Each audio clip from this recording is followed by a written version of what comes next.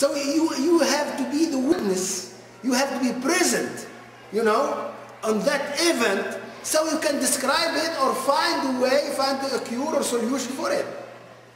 So here I can reflect why the Quran is using the same words here. So when we reflected about وَنَفْسٍ وَمَا سَوَّاهَا and how the human being also was created in equilibrium state, but that state also was the state zero. It's a new start. It's a beginning. I can reflect myself, and I reflect just today, in the whole my life. I just reflected about it today when I make the connection. When sawaha, to me at least, the punishment is not the purpose to distinguish, extinguish the human being life. Is really to bring back society to that state for a new beginning, for a new start that can go to the right path. So if I can make the connection, this is more enough to me to know how, you know, help any nation or any community or any family or myself. So it means the punishment should not go the direction to destroy. So this will be principle for me that will govern all my actions. They will govern all my solutions. They will govern the way I act in this world for both sides, for my action or my meaning too. Because any meaning that has that ability to destroy it, not to help to bring us to the new start, I don't need it. So this is how we understand. So this is how we can. This is what we need together to help each other to get that tools, that skills that can help us together to extract what we need for our life. And again, the concepts. Yeah. As long as we understand really the concepts. And I gave a couple of weeks ago the example of that the recent also philosophers have reached the level of understanding the self, the same way it is really introduced to us in Quran. So in other words, now we have a common language. Exactly. That when we talk, when we have a dialogue, we are talking along at the same wavelength, which is very important and really the cultural exchange and knowing really each other. Another thing that is very important, that you see this diversity that you are talking about in terms of the way we really pronounce letters and the phonemes and everything. Quran took that into consideration when it was revealed, because it was not only Quraysh. There were several tribes and there were different dialects. Exactly. It's now a science by itself to understand, to read the same verse in more than one way. And probably you have heard Abdul Basit or other Qari, I mean, like doing this. What are these? These are different dialects that Quran, again, the idea that it is for everybody. So Quran took, I mean, like into consideration that these people with diverse, even internally within the same language. Not only that, but Quran accepted other languages. And you see in Quran words that their origin is not Arabic. It can be Persian, or from Ethiopia, or from Roman, or from Turkish, okay? And our scholars looked into this and they were proud about it. They did not say, oh, Quran is not totally Arabic. No, this word has entered into the language, because this is the nature of any language. It will affect and will be affected by others. And Quran respected that. And because it is for everybody, Quran introduced itself in this way. That I am in huwa illa dhikrun lil alamin. How come you claim that you are for all if you don't accept the diversity of languages? And believe me, my dear brothers and sisters, sometimes I wish I know more about English literature. because it will give me more insight into my own language, or Urdu, or Persian. Okay, I know all these, and many times these help me to have a better meaning, a deeper meaning of Quran itself. What is the problem with that? One time there was a debate about how I think it was a Russian novel that was translated, and the debate was, one translator put it, he shot himself, and another put it, he has shot himself.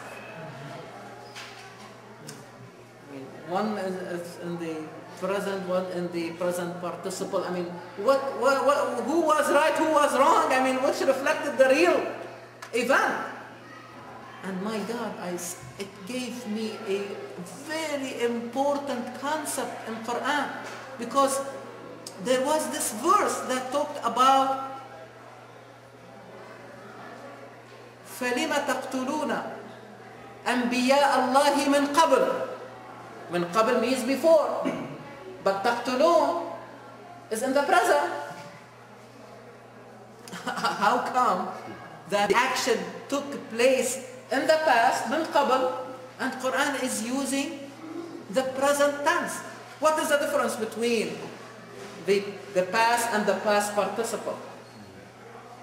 An action happened in the past and was forgotten, this is in the past. But if it is in the past participle, it means it continued to have its percussion to the present.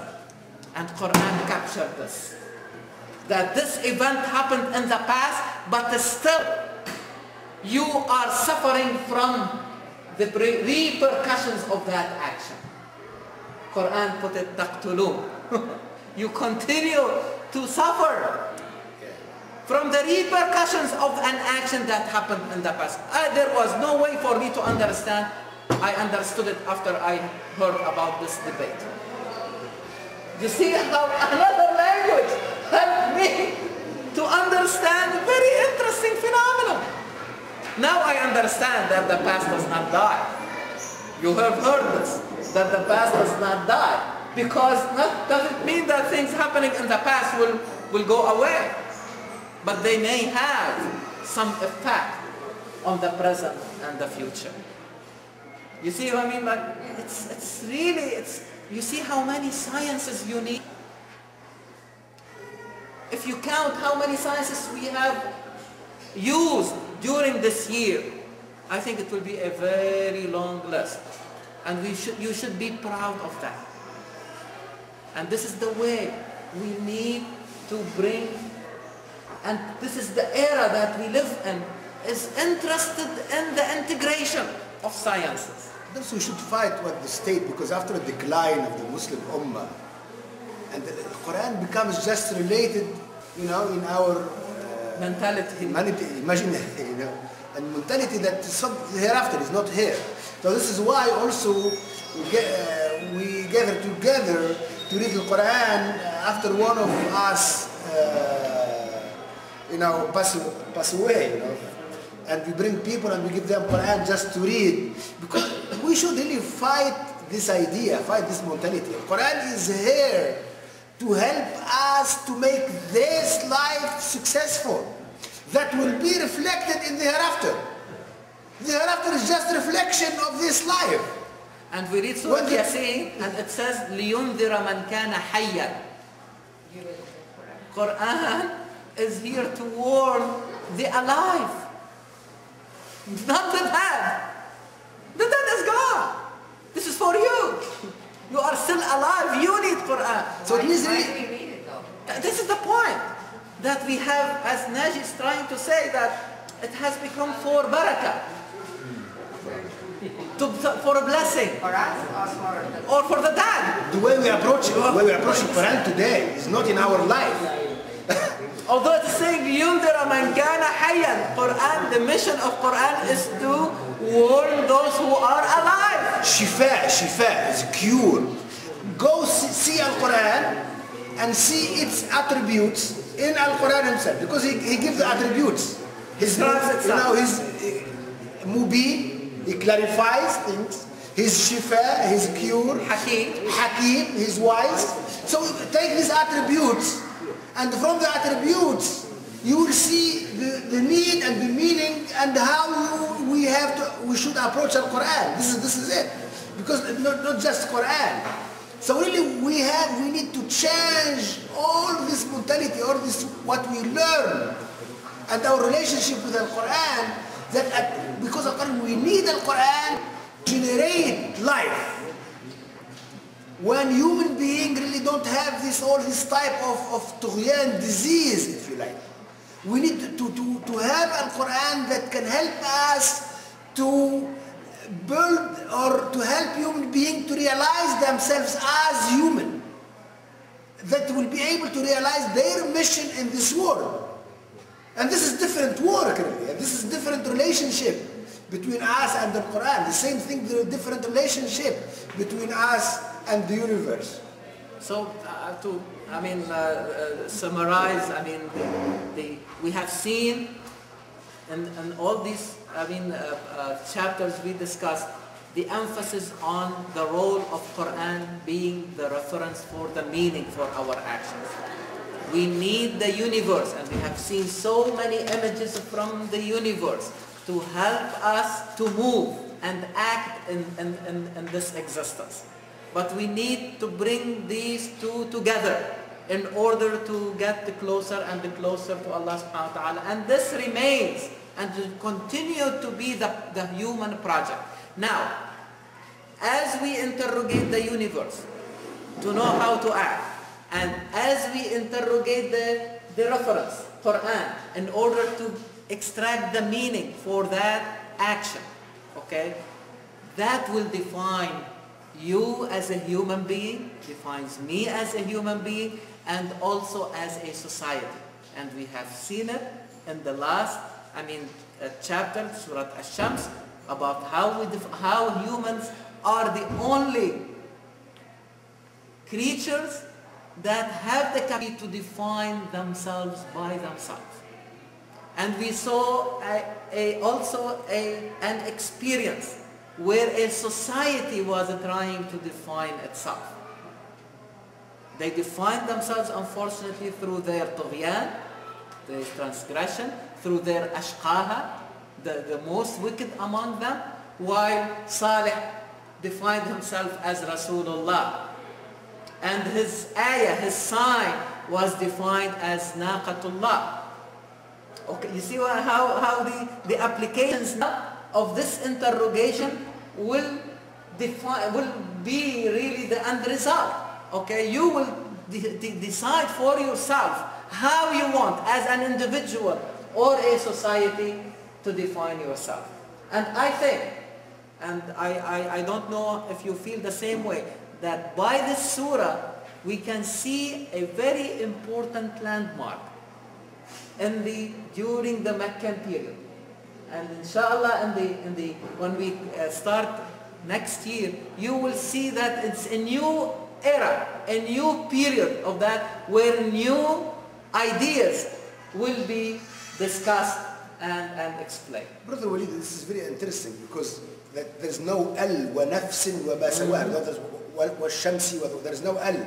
You are predefined to define yourself, if you like, as human being. This is really hope. So it means if you feel you don't have something, you should not also lose that understanding you can add it. This is the hope. So it means if you don't have it, that's fine. But it means also you need also to understand that you can add it to your skills. So, and also you need to believe in yourself, and before you believe in yourself, believe in Allah subhanahu wa ta'ala is the most generous and the most, beneficent, if you like. And when He made from us responsible for what we are doing at a level we can be rewarded with the paradise. And you cannot imagine what does mean paradise. Or we can have the punishment of the hellfire. You can relate that to what we can do. There is no, literally, because there is no way in the system of the most merciful, you can have that type of punishment if you don't have that ability to free yourself from it. Because Allah is the most just. So we should always doubt our approach, not ourselves, our abilities. We should doubt the approach, the tools, the way we are taking it. This is how, but not really that ability you can do it. This is totally different, because Allah subhanahu wa ta'ala give us that ability to define ourselves, to continue our trip and to realize our mission in this world. Alhamdulillah, Quran was really treating us very generously. And thank you very much for your attention and for your participation. And inshallah, we'll see you in the fall with the beginning of the new academic year. Thank you. Jazakumullah khair. Thank you very much. Maybe